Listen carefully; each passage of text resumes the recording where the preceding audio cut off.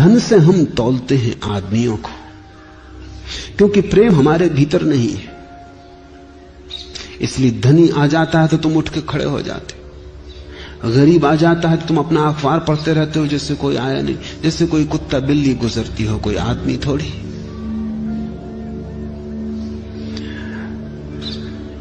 उर्दू के महाकवि हुए गालिब, बहादुर शाह ने निमंत्रण दिया था। बहादुर शाह की वर्षगांठ थी सिंहासन पर आरूढ़ होने की। तो गालिब के मित्रों ने कहा, ऐसे मत जाओ, इन कपड़ों में तुम्हें वहां कौन पहचानेगा? तुम्हारे काव्य को पहचानने की किसके पास आंख है? तुम्हारे हृदय को मापने का किसके पास तराजू है? तुम्हारे भीतर कौन झांकेगा? किसको फुर्सत है? कपड़े ठीक पहन के जाओ, ये भिखाराना वेश पसंद नहीं पड़ेगा वहां, और असंभव न होगा कि दरवाजे से वापस लौटा दिए जाओ। फटे पुराने कपड़े एक गरीब कवि के, जूतों में छेद, टोपी जरा जीर्ण। पर गालिब ने कहा कि और तो मेरे पास कोई कपड़े नहीं है। मित्रों ने कहा, हम किसी के उधार ले आते। गालिब ने कही, तो बात जमेगी नहीं, उधारी में मुझे जरा भी रस नहीं है। जो मेरा नहीं है वो मेरा नहीं है, जो मेरा है वो मेरा है नहीं। मुझे बड़ी बेचैनी और असुविधा होगी, उन कपड़ों में मैं बंधा बंधा अनुभव करूंगा, मुक्त न हो पाऊंगा। किसी और के कपड़े पहन के क्या जाना, जाऊंगा इसी में, जो होगा होगा। गालिब गए। द्वारपाल से जाके जब उन्होंने कहा, दूसरों का तो झुक झुक के द्वारपाल स्वागत कर रहा था, उनको उसने धक्का देके किनारे खड़ा कर दिया कि रुक अभी।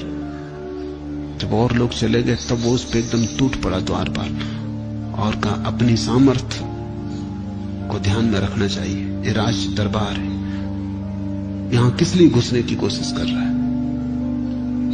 तो उन्होंने कहा, घुसने की मैं कोशिश नहीं कर रहा, मुझे निमंत्रण मिला है।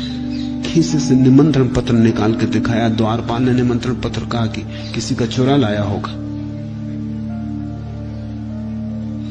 भाग यहां से, भूल के इधर मत आना। पागल कहीं का, भिखमंगे हैं, सम्राट होने का ख्याल सवार हो गया।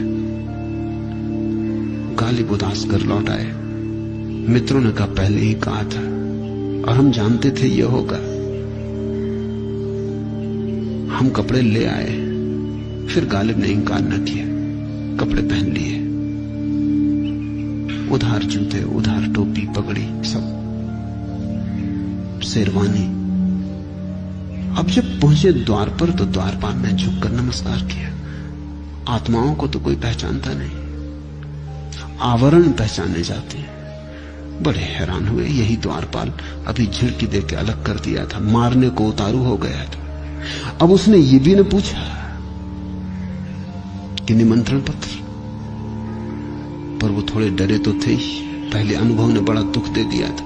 निमंत्रण पत्र निकाल के दिखाया, उसने गौर से देखा, उसने कहा कि ठीक, एक भिखमंगा इसी निमंत्रण पत्र को लेके आ गया था, यही नाम था उस पर। बामुश्किल उससे छुटकारा किया। भीतर गए, बहादुर शाह ने अपने पास बिठाया। बहादुर शाह भी कवि था, काव्य का थोड़ा उसे रस था।